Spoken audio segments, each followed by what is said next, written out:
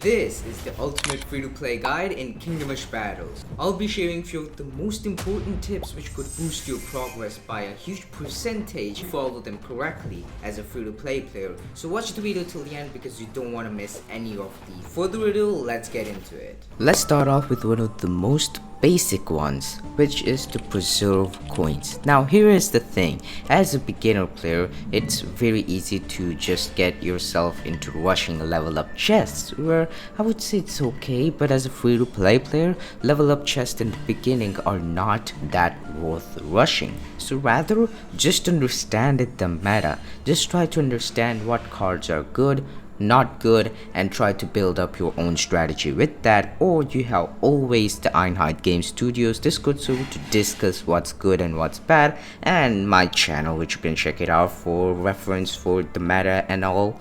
But yes, you need to understand that first, and based on that upgrade those important cards first. This may sound a little less revolty, but is that a right word? But still, just trust me, just rushing through level up chests is not really worth it. So just make sure that you spend your time in the game and try to level up the most important cards first, and then you can probably have some priorities on leveling up other cards. This will help you boost your free to play progression in terms of your winning rates, and this will help you in long term gameplay.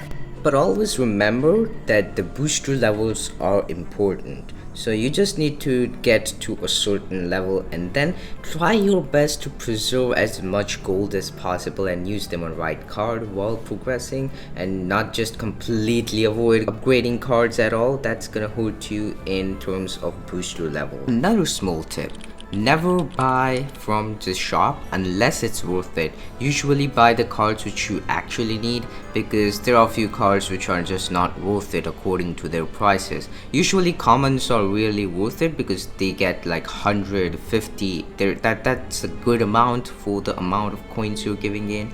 I kind of feel like not using coins every single time when it's rare cards. I usually invest in epics or something which I am in search for. Now I'm gonna mention about the uses of gems. The best way to spend your gems in the game at the moment is Summon Rift. Summon Rift grants you so much good rewards, and at the end of the day, even after all of those rewards, you are guaranteed to get a legendary, or in next Summon Rift it may be something different, but it's always going to be something worth it which you're getting in return of the investment you're doing with your gems. So at the end of the day, it's really worth it to spend your gems in Summon Rift. If you want to know more about Summon Rift, I have made a video about it, explained how you should do, what you shouldn't do in Summon Rift, which will help you out a ton in terms of that. But more than that, spending your gems in Summon Rift is the best thing to do. Now let's talk about where you shouldn't spend your gems. First of all, it can be anywhere gems. It's rather in shop, it's rather in the cooldown of the chest. Spending gems there or spending gems in the shop while you're just progressing is the worst, because here is something that you should always remember: the higher you go in arenas, the more better the probabilities get. So once you understand this, it's gonna help you out a ton. So if you really want to spend gems on a king's chest or something like so as a free to play, which I don't even think is possible at the game at the moment, but if you really want to do it, the best thing which you can do is try to get into stadium and then use it, because the best chances are available there, not in somewhere like Stormcloud Mountain where the probabilities are too low to even get it. As a free to play player, it can be hard to progress in Onslaught, and here's the reason why I never recommend any free to play player to play Onslaught just as they unlock it. Rather, keep on gathering tickets and then just try to get yourself a variety of cards which can help you in a specific event. Right now it's only Onslaught, but in future there will be many more.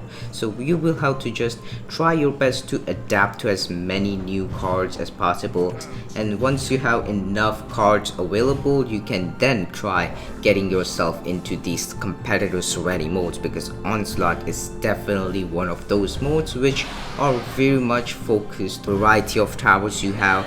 This mode also has some kind of meta shift, so what maybe upgrading for your main normal matches may not work in Onslaught. So it depends on what cards you're using, of course, but at the end of the day, playing Onslaught with Ilaria or Gerald is just gonna make you lose no matter what you do. So rather, get yourself a good hero. For an example, Hacksaw, Allura, any of these which are really good in these modes, which can help you in the game. Battle Chest is probably not the best thing for a free-to-play player, yet you can have a good advantage of it by just doing it every single day. So by the time you're sleeping, you can just complete it completely. There's gonna be 12-hour cooldown, and by the time you play it again, it's gonna be available again. So you'll be just progressing again and again. And same goes for the chest cooldown too. It takes around 2 to 3 hours to just get one rotation complete. So by the time you complete that, you're just gonna get more and more chests.